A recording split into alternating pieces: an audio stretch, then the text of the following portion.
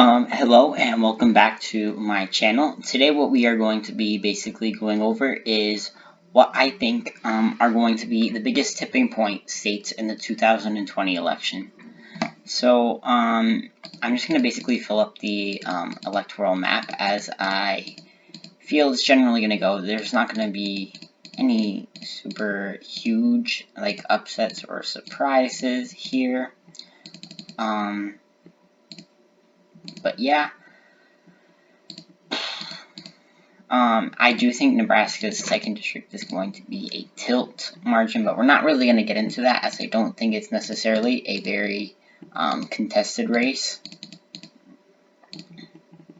What else?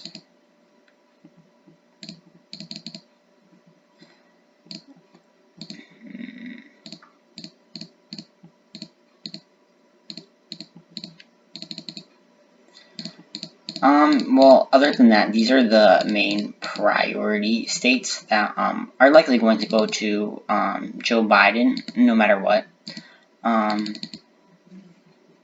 But yeah.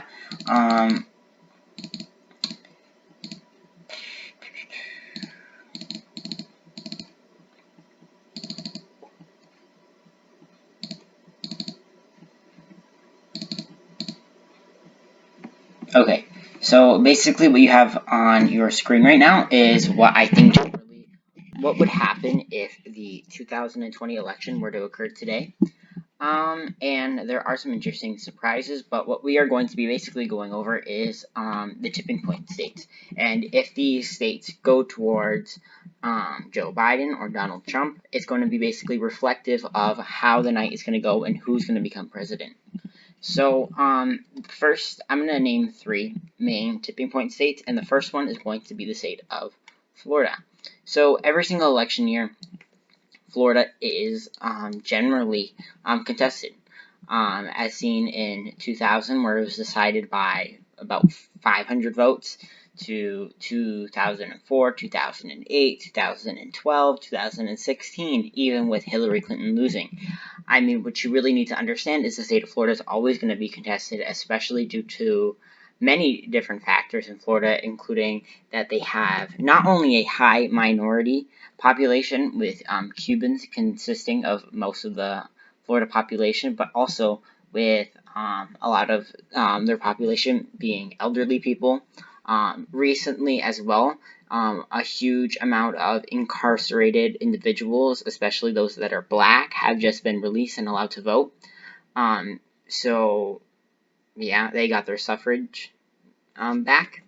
So, the state of Florida, I think it's definitely a toss-up. If anything, if I could rank Florida a toss-up, I would, but it's generally just for, the looks and the aesthetic. But Florida originally was polling towards Trump in the beginning of the year, likely due to his appeal during that state. In the 2018 midterms, we saw the Republicans pick up a Senate seat and maintain a governor seat. It was very narrow, but you have to remember it was a blue wave, yet the Republicans still held on in Florida, which shows in how there is a Republican identity in Florida. For a long time, people did not think that Florida was in play for the Democrats whatsoever. But, as many events would go on in America, we really have to understand that, why did I do that to New Hampshire? We really have to understand that Florida is going to be extremely contested, and generally, I think this state is number 1 for deciding how the night is going to go, because, I mean, if Florida goes to Joe Biden, so is North Carolina might go to Biden, and so is Georgia. And even if the Rust Belt stays for Trump, even if Arizona stays for Trump, even if New Hampshire goes for Trump, Nevada, Biden still wins, which is huge. He just needs the states of Florida. He just needs to flip the states of Florida, Georgia, and North Carolina. Even if he loses Nevada, even if he loses Minnesota, even if he loses New Hampshire, he only needs those 3 states and then he wins. So, going back to the previous margins that I had listed, I'm actually going to leave put these back to lean. Okay, so another swing state that I believe is going to be extremely crucial in this election is going to be the state of Wisconsin. Wisconsin, out of the three states that went towards Donald Trump last time, I believe that Wisconsin went to Trump by the largest margin. However, you still have to remember that it was under 1% of the vote that won for Trump, or like that was a margin of victory. And Wisconsin, it has somewhat of a high white population, which is definitely going to favor the Republicans and Trump.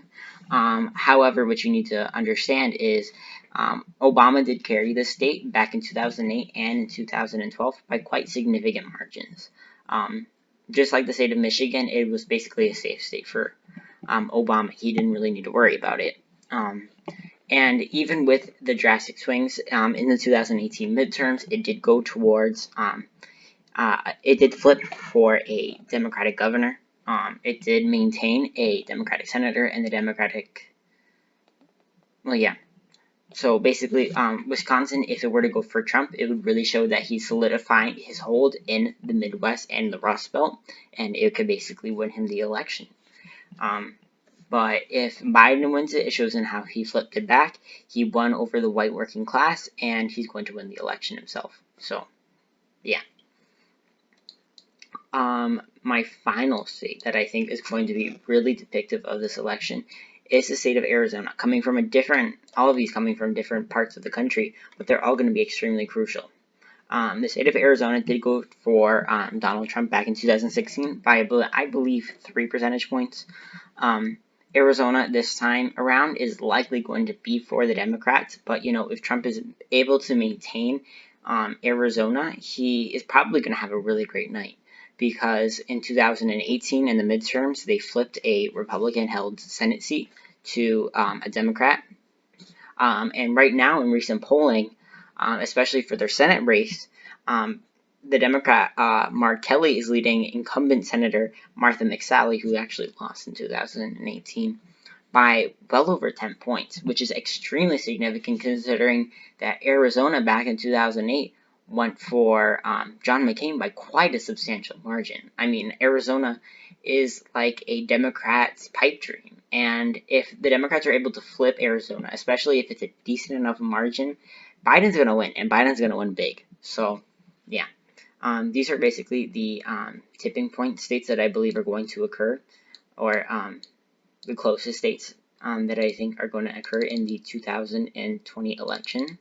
If these states flip or maintain in their respective columns, I think that you're definitely going to see a good night for either party.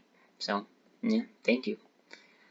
If you have any other suggestions, leave them down in the comments below. Like, share, subscribe, whatever you can. And thank you.